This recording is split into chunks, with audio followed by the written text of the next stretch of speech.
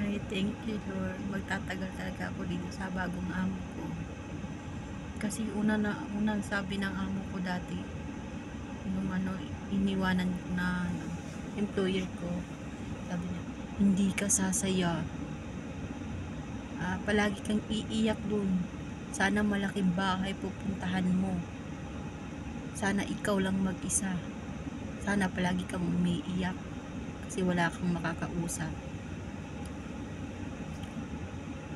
Sana makabalik ka ng Pilipinas, sabi niya gano'n.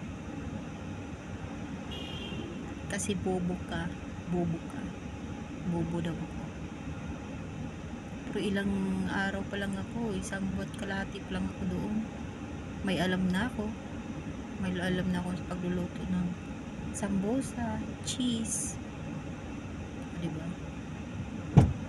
Pero ito ngayon, nakapag medical na, malapit na matapos. Tatagal ako dito sa bagong amo, di kagaya sa